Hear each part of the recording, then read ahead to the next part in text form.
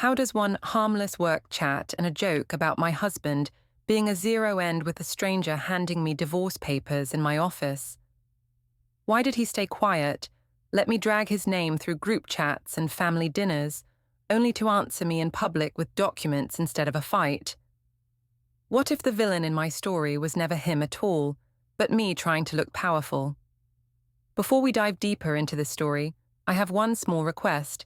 Please subscribe, drop a like, comment, and hit that hype button to boost this channel so more people can discover these incredible stories. My name is Undine, and people always say it fits me because I change. I change my hair, my style, my mood, my mind. I never stay stuck. When I was younger, that sounded romantic. Now people use other words. They say I am unstable or selfish. I prefer flexible. I prefer honest with myself. That morning started like many others. The kitchen was small and crowded with our lives. Milo's school drawings on the fridge, Ethan's serious work mug on the counter, my lipstick print from last night on a wine glass in the sink. The air smelled like coffee and toast, and the window showed a grey sky that made me feel trapped. Ethan stood at the stove, turning eggs in the pan. He always moved slow and careful, like the eggs were glass. He asked if I had any big plans that day. I said I had a busy schedule because our new client was difficult and my team needed me. He nodded, like he always did. He said he could pick Milo up from school, since he would work from home. Every sentence with him felt like planning a budget. My phone buzzed on the table. I did not even need to check. I knew it was Leo or the group chat. I reached for it, and Ethan gave it a small look, only a quick glance.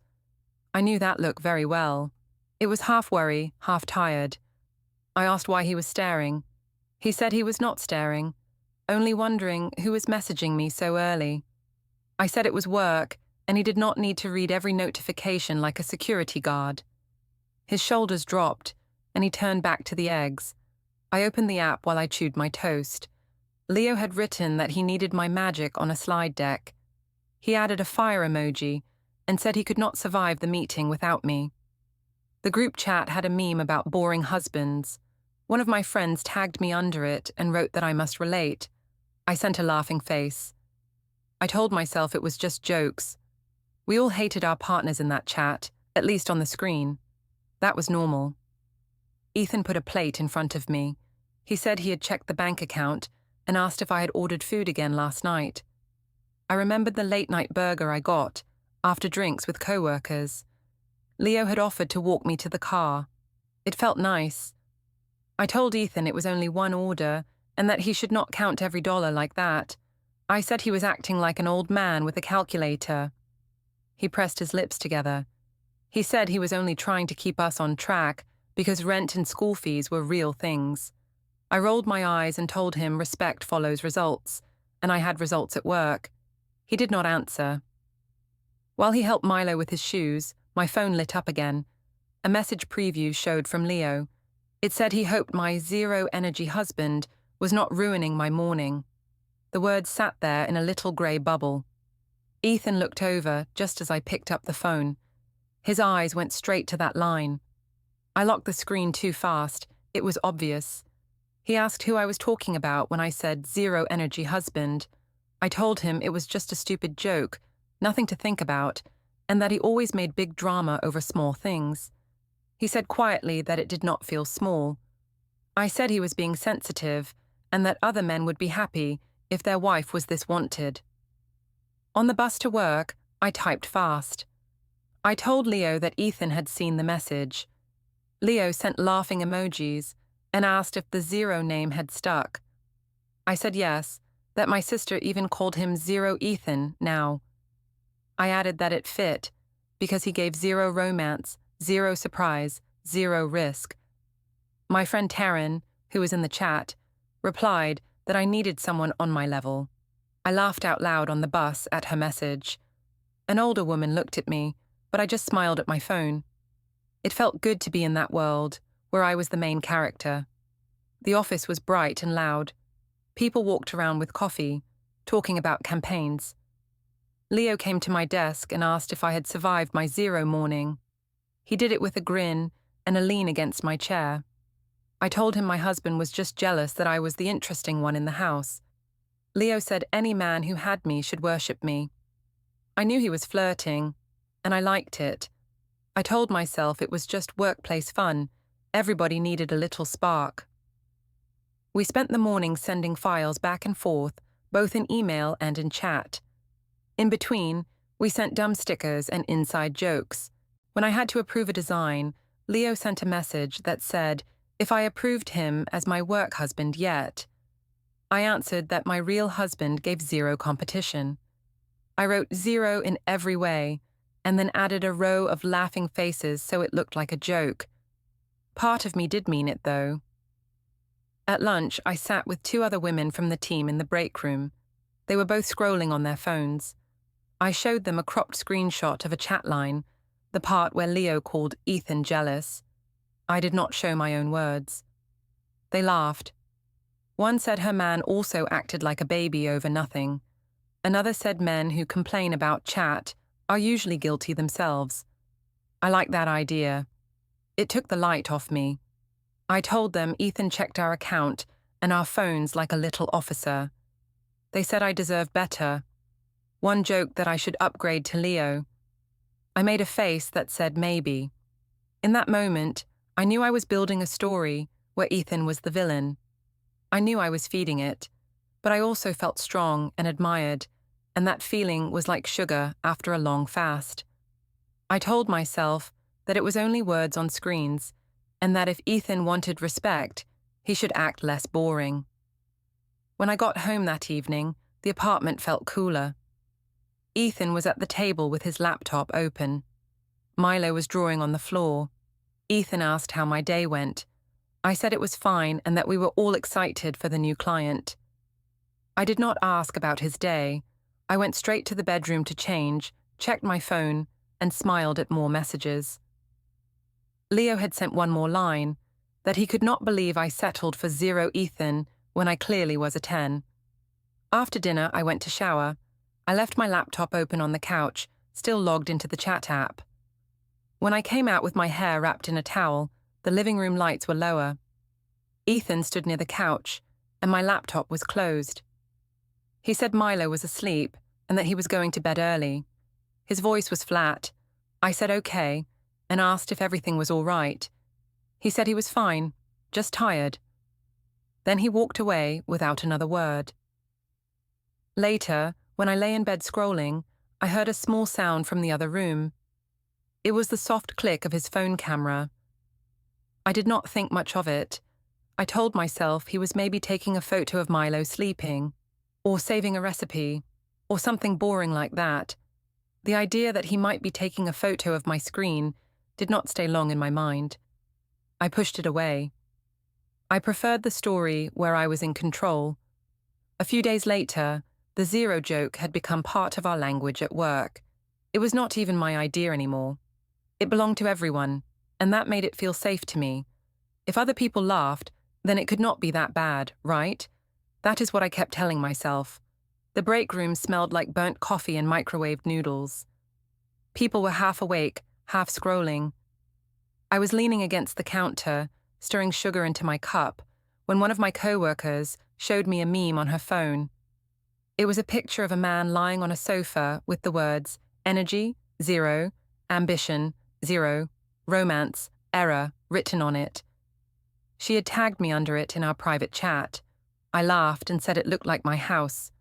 She said she knew it would hit home. Leo walked in at that moment. He asked what we were laughing about. My coworker said it was Undine's 0 husband thing. Leo grinned and looked straight at me.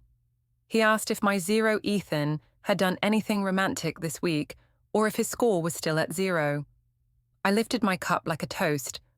I said his score was 0, 0, 0 in romance, risk, and fun. The table laughed. Someone said I should trade him in. I waved my hand and said I was joking, but I did not feel sorry. I liked the feeling of being clever with my words. I liked the way Leo's eye stayed on me. One woman at the table did not fully smile. She said maybe my husband would feel bad if he heard us.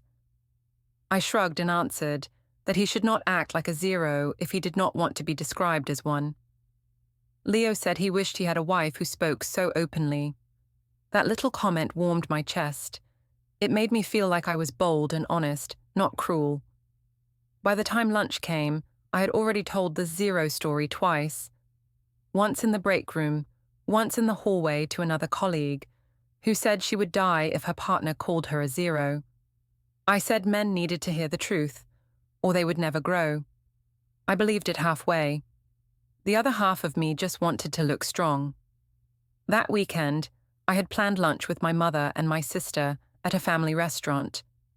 I told Ethan to come too because it would look strange if he did not.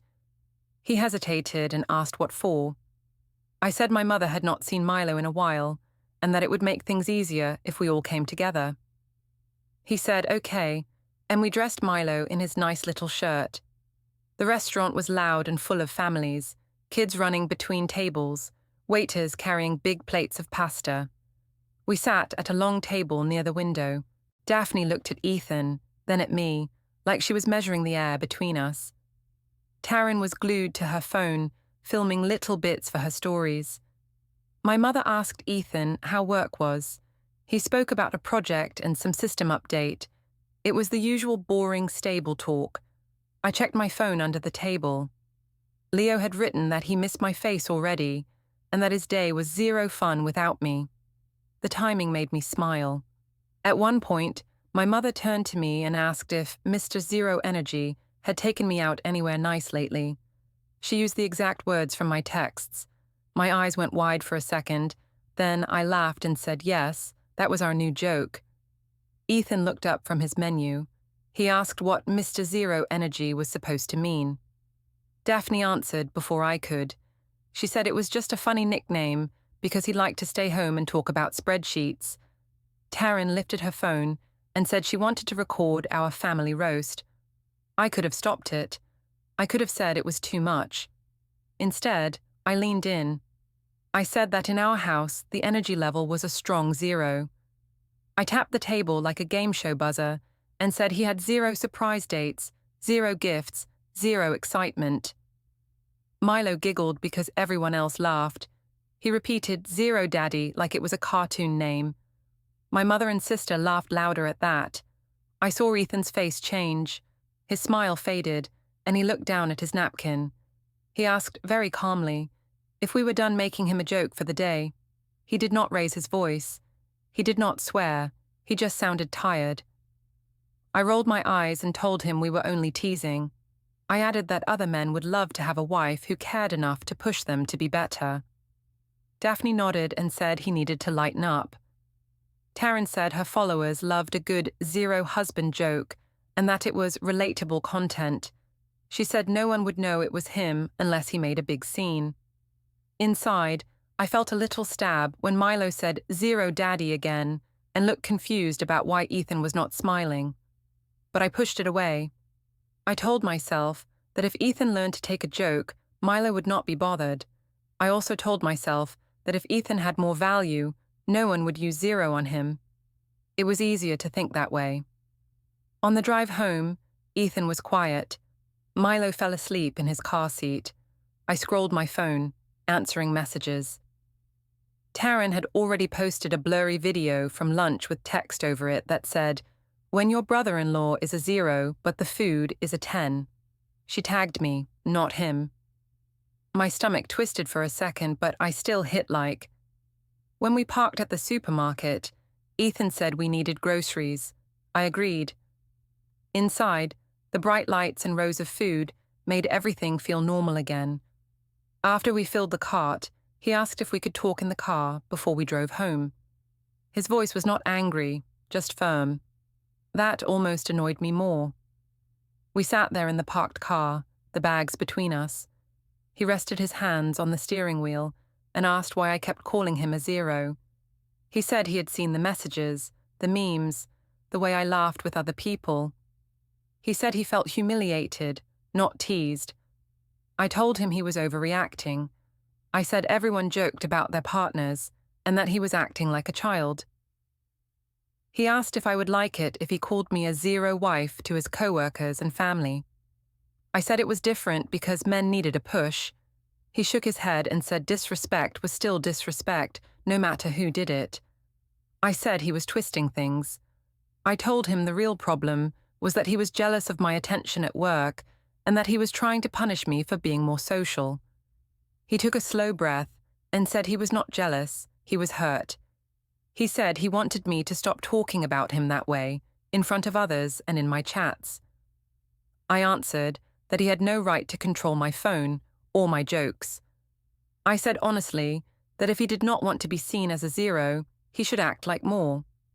The words came out sharp, but I did not pull them back. He looked at me then, with a calm, steady face I was not used to. He said he understood. He said if this was truly just who I was, then he had to think about what that meant for him and for Milo. I scoffed and told him to stop acting like a victim, because if he ever left, everyone would see him as the bad guy who walked away from his family over a meme. He did not argue. He started the car, drove us home, carried the bags inside, and helped Milo out of his seat like always. It almost annoyed me that he stayed so polite. Later that evening, when he went to plug in his phone on the kitchen counter, I saw the screen light up. A small calendar reminder showed for the next week. It said, "Meeting, personal downtown 10:30. There was no other detail. When he noticed me looking, he moved the phone and said it was nothing important. I told myself it was maybe some boring work thing, and even if it was not, he had no right to secrets when he complained about mine.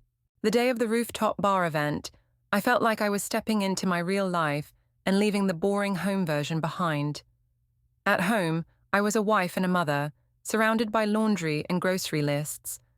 At work, I was the fun one, the one who made the group laugh. I liked that version better. The office buzzed all day about the event. Our agency liked to pretend we were a young, cool startup, so they used any excuse for drinks with the team.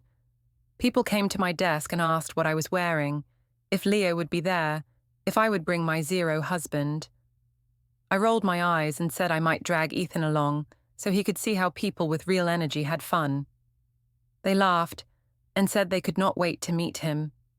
Leo leaned on the edge of my desk like he belonged there. He asked if my husband really knew about the zero joke. I said he had heard some of it and did not like it. Leo smirked and said a man who did not like jokes was usually insecure. I told him Ethan had been acting like a victim lately. I also added that it almost made the joke more fun. Leo shook his head and said I deserved someone who saw me as a 10, not as a problem. I told him I knew that already. In the late afternoon, I checked my messages. Taryn had sent a text asking if Ethan would come to the event. She said she wanted to see if the zero meme matched real life. I replied that he might come for a bit. She sent a bunch of laughing emojis and wrote that I needed to film his face when people roasted him. I told her I would see what I could do. After work, I changed into a nicer outfit in the office bathroom. I did my makeup quickly, using the small mirror and the harsh light above the sink. When I came out, Leo whistled softly and said I looked way too good for my zero life at home. I felt that warm glow again. I told myself it was just fun, just words. I did not need to feel guilty if nothing physical happened. That is what I kept repeating. The rooftop bar sat high above the city, with string lights and fake plants and loud music. People from the office were already there, holding drinks and taking photos. The air was cooler up there, and I felt lighter. I ordered a cocktail and let Leo stand close when we talked. He made jokes about clients, about our coworkers, and of course, about Ethan. When someone asked where my husband was, I said he might come later if he could leave his spreadsheets and his careful little world. They laughed. I felt the eyes on me, waiting for the next clever line. I told them he had zero social energy and that he would probably check the bus schedule 3 times before taking a risk like coming to a bar. Leo added that he would be happy to stand in for any missing husband duties. It was obvious what he meant. I laughed and did not stop him. I checked my phone and saw a message from Ethan. He wrote that he would come by for a bit, after he finished something at home. I told Leo my husband would stop in. Leo said he hoped Ethan could handle seeing me in my element. There was a small thrill in that idea, like I was about to prove a point. An hour later, Ethan arrived. I saw him step out of the elevator, still in his work shirt, not as polished as the others, but still neat. He looked around, saw me near the bar with Leo, and walked over. I felt a small pinch of guilt, then pushed it down. This was my world.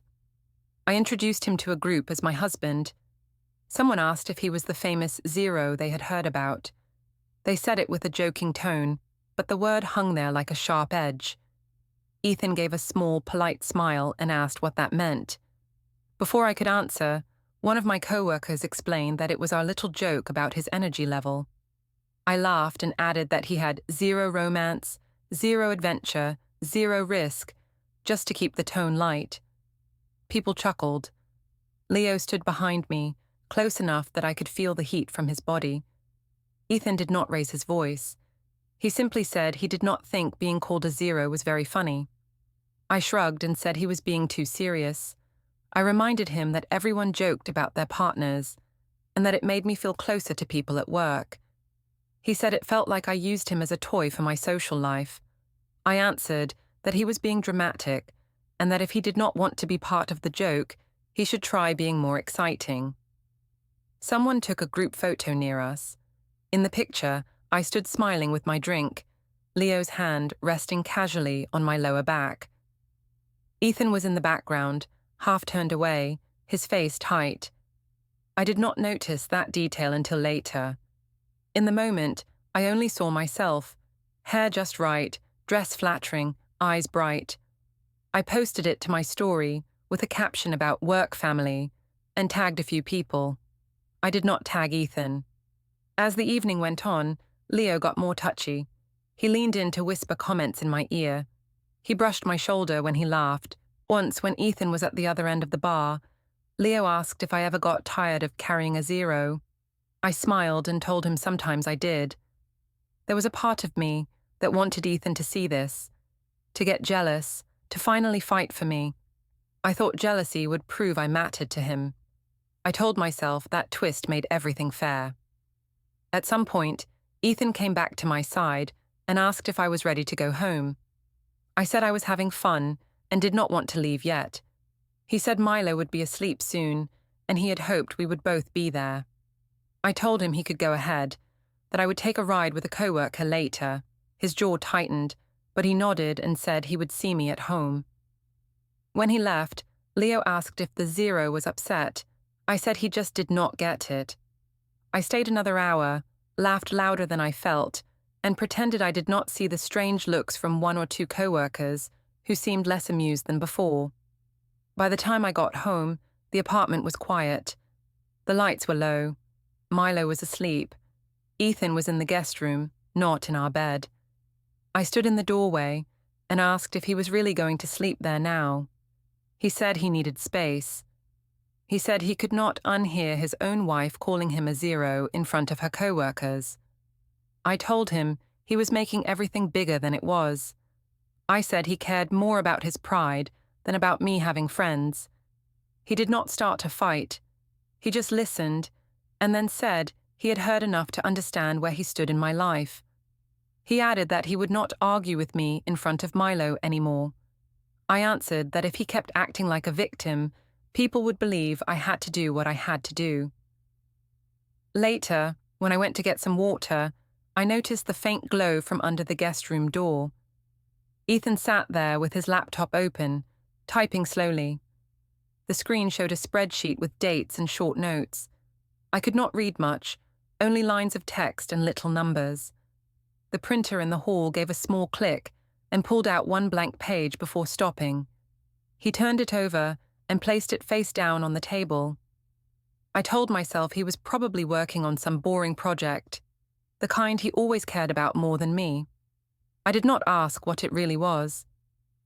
The trouble at school started with a small sentence, but small sentences from children are heavy. I did not see it like that at first. To me, it was just more proof that everyone understood the joke. One afternoon, I went to pick up Milo from school. Cars were lined up on the street. Parents stood in small groups, talking about homework and sports. I checked my phone while I waited. Leo had sent a photo of a new client's office and said he wished I were there to rescue him. I smiled at the screen and wrote back that my zero life needed me for pickup duty. He sent a laughing emoji. When the doors opened, kids ran out. Milo came out holding a teacher's hand. His face looked unsure. That was new. The teacher waved me over and asked if we could talk for a moment. My stomach tightened. I walked closer and tried to keep my voice light.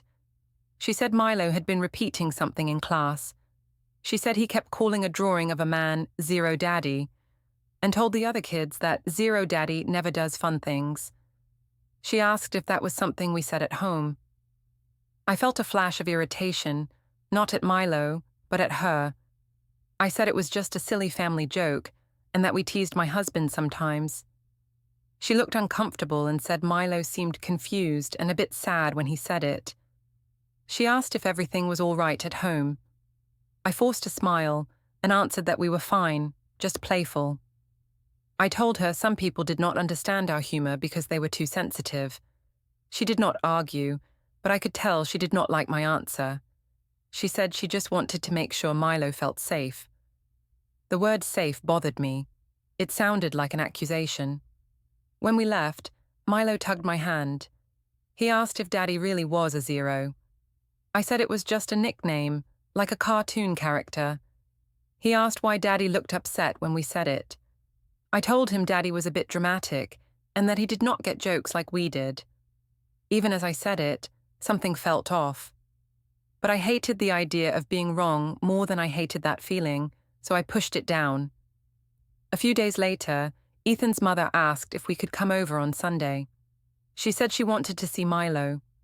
Her voice on the phone was polite but tight. Ethan told me she wanted to talk. I rolled my eyes and said she always wanted to talk, especially about how I should behave. The Carey house always smelled like old books and cleaning products. The living room was neat, with framed family photos on the walls. Milo ran to the basket of toys. Ethan sat on the edge of the couch. I sat in the armchair across from Eleanor and Robert. Eleanor poured tea and asked Milo how school was. He talked about a craft project. Then, with no warning, he said loudly that he drew Zero Daddy in class. He pointed at Ethan and added that Mommy said Daddy was a zero in romance and fun. The room went quiet. The words dropped like heavy stones. I wanted to grab them back out of the air. Ethan closed his eyes for a second, then looked at the carpet. Robert's jaw tightened. Eleanor turned to me with a serious, almost cold expression. She asked if that was true, if I really called her son Zero Daddy, in front of Milo and other people. I laughed too quickly. I said it was just couple banter, and that our generation was more open. I said they should not be so shocked at a joke. Eleanor did not smile. She said there was a difference between private teasing and public humiliation. She said Milo was repeating it at school and that the teacher had emailed them too. They had printed the email. She held it in her hand, folded. She did not wave it around, but the edge of the paper peeked out between her fingers. I looked away. I did not want to read my own behavior filtered by someone official. I said teachers overreacted to everything these days. I added that maybe if Ethan showed a bit more life, I would not need to joke like that. Robert asked very calmly if I thought Milo needed to hear his father called a zero. I said kids heard worse online anyway, and that at least Milo knew we were not lying to him. Ethan finally spoke. He said he was not okay with being called a zero in front of our son, our families, and my coworkers. He said it made him feel small in his own life. I answered that he was making his feelings more important than my freedom. I said I refused to live like some quiet housewife who could not speak. Eleanor shook her head. She said this was not about freedom, it was about respect. She turned to Ethan and said he needed to think about what example we were giving to Milo. She said children learned how to love and be loved by watching us. I felt attacked. I said it was funny how everyone cared now, but no one had cared when I felt bored and ignored in my own marriage. The talk moved in circles after that. I kept repeating that I was honest and modern, that people online understood me more than this room did.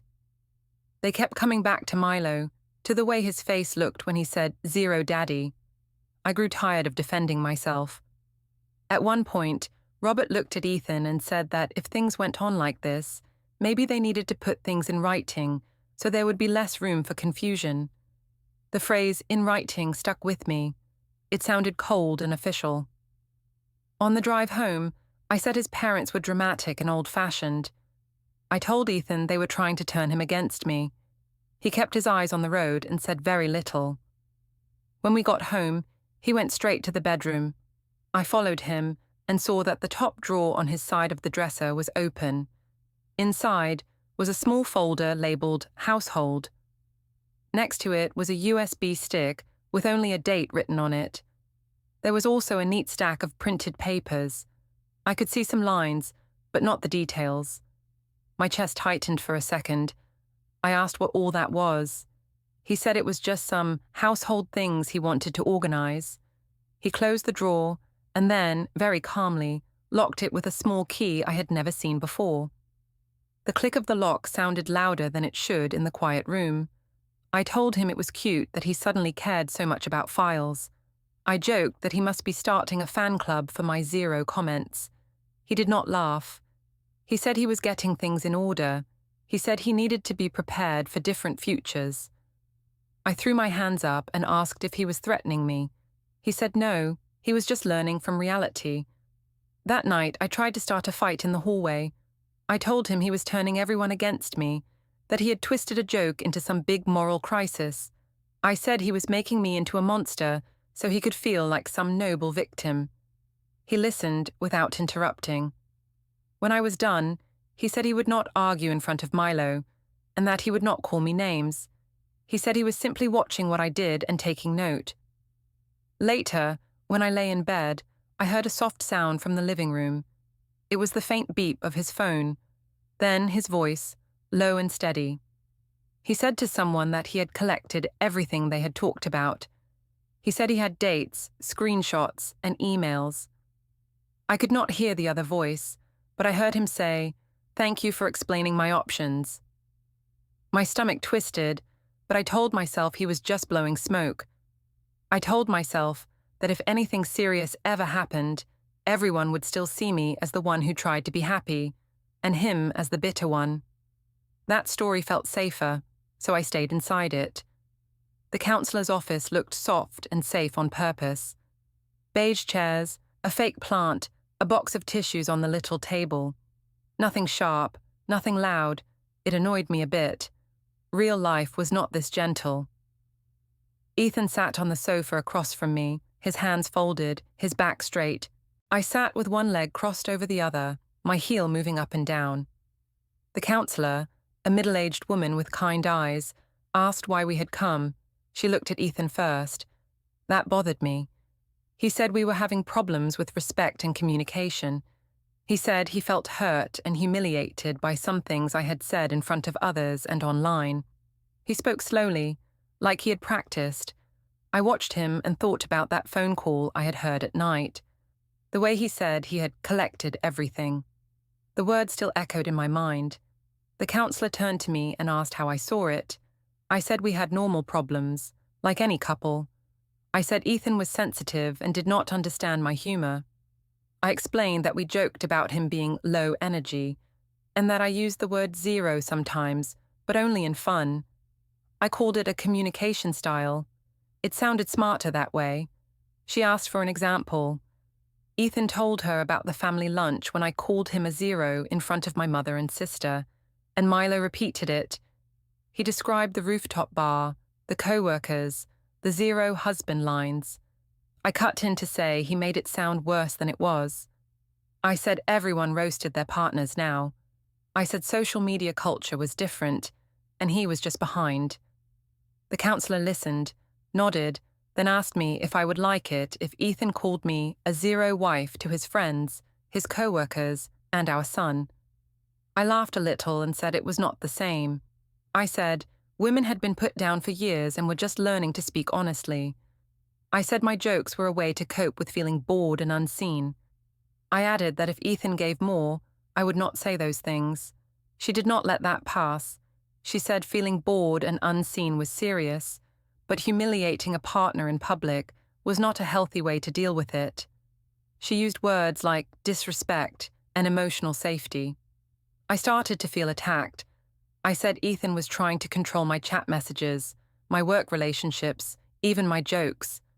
I told her he checked our accounts like a strict parent and then acted like I was a child. Ethan said he had never asked for access to my chat. He said he only saw my laptop open a few times, and what he saw broke something inside him. He said he did not want to read more than that. He talked about Milo saying, "Zero daddy," at school. His voice shook for a second when he said that. I rolled my eyes and said he was making it into a crisis because he liked to suffer. The counselor asked me directly if I was flirting with a coworker. That question hung in the air. I said it was just light chat, that people flirted online all the time, and that it was emotional support, not the same as cheating. I said Leo made me feel seen and appreciated, and that Ethan had not done that in a long time.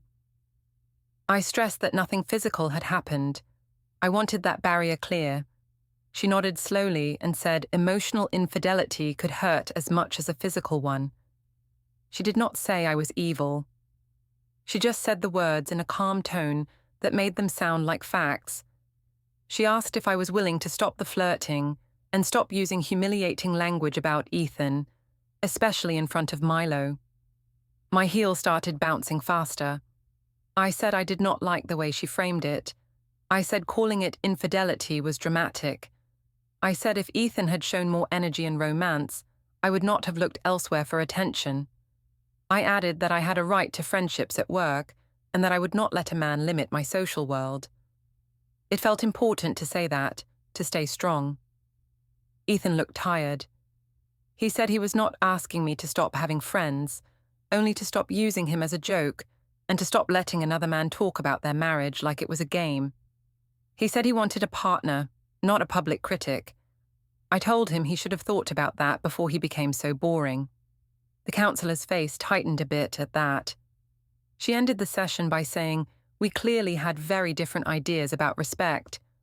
She recommended another appointment but said, gently, that progress would only happen if both of us were ready to change behavior, not just words. She looked at me when she said behavior. I looked at my nails. Outside, in the car, Ethan was quiet. I started first. I said the counselor was clearly biased, that she had taken his side. I said he had sold her a sad story and made me into some villain who just wanted to laugh. He shook his head and said she had only repeated what I myself had said. That made me furious. I said he always twisted things. When we got home, Milo ran to us and asked if we were happy again. I told him we were just talking to a feelings doctor and that everything was fine. Ethan went to his side of the bedroom and started putting some documents into a folder. I watched him. The folder was plain, labeled just with our last name and a date. He slid it into his bag. There was a new calm in his movements that made me uneasy. That night, I tried a different angle. In the living room, I told him that if he left, everyone would think he was a monster. I said my mother and sister would take my side.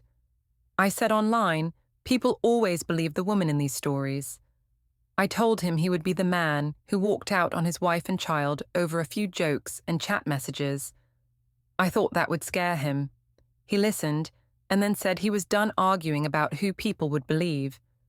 He said he had spent months trying to talk, trying counseling, trying to let me see how much this hurt him. He said I had made my choices. Now he would make his. His voice was level, not angry. That calm scared me more than shouting would have. He said something else too. He said the next big conversation between us would not be about feelings, but about arrangements. The word sounded heavy. I laughed and asked if he was planning to give me some kind of schedule, like I was a meeting at work. He said he would handle it properly and that I would understand soon enough what that meant. I slept badly. In the morning, I went to the kitchen to make coffee. Ethan was already dressed, more formal than usual, in a pressed shirt and dark pants. His bag was by the door. There was a different key on his keyring now, small and shiny. On the counter, his phone buzzed. For a second, the screen lit up before he picked it up. A notification line showed, "Draft ready for review." No more details, just that. He flipped the phone over when he saw me look. I asked if he had a big meeting. He said he had a personal appointment downtown and that he would take care of some things. His tone was so controlled that I could not tell if he was sad, angry, or empty. I told him again that if he started something stupid, he would regret it, because people always take the woman's side. He did not answer. He just picked up his bag, checked that little new key with his thumb, and walked out the door without another word. I was halfway through writing an email when the receptionist pinged our team chat and asked if Undine Carey could come to the front desk. She added a little smiley face like it was nothing. I sighed, finished my sentence, and stood up. Leo looked over the divider and asked where I was going. I said maybe my zero life had sent me flowers to apologize. People laughed. The reception area was bright and sharp, all glass and white walls. A man in a suit stood there holding a clipboard and a large envelope. He looked like every boring professional I had ever ignored. The receptionist pointed at me. She said this was Undine.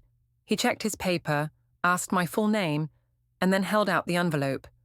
He said, in a clear voice, that I was being served.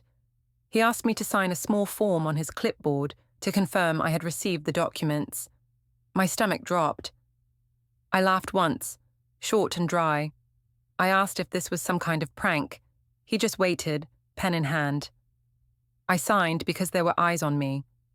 When I turned, I saw two coworkers watching from their desks. One of them was already holding her phone, like she wanted to record something, just in case. I pressed the envelope against my chest and walked quickly to the small glass meeting room near HR. Marla, my manager, appeared at the door almost at once. She said we could use the room if I needed privacy. Her voice was careful. Leo stood a few steps back, hovering, curious. I told him it was probably nothing serious. My hand shook when I pulled the tab open. On top was a stack of printed pages. Petition for dissolution of marriage. My name and Ethan's name. Our address. Milo's birth date. Under that were numbered sections, cold and neat. One line said, pattern of public disparagement. Another, inappropriate electronic communications with coworker. There were exhibits listed. I saw printed screenshots of my chat with Leo. My own words, underlined. 0 Ethan. 0 in every way. Settled for a 0. The fire emojis. The work husband jokes. Group messages with my sister, where I called him dead weight. Taryn's 0 husband story, captured before she could ever delete it. Even a still image from that rooftop bar photo. Leo's hand on my back, Ethan in the background. Behind those, more papers, temporary orders. Until the divorce was final, Milo would spend most school nights with Ethan. Our joint accounts were frozen, except for basic bills. One line said, communication about Milo must be in writing, through a shared app. Another said Ethan would remain in the apartment for now. I would need to arrange separate housing within a set time if we did not agree otherwise. Marla asked softly if I needed to go home. I heard myself say no, that this was ridiculous, that Ethan was trying to play the victim in the most dramatic way possible. But my voice did not sound strong. Through the glass, I saw Leo turn away, suddenly very busy at his desk. I turned back to the last page and saw Ethan's signature, dated the day before. Under it was the stamp from the court. This was not a threat, it was already real.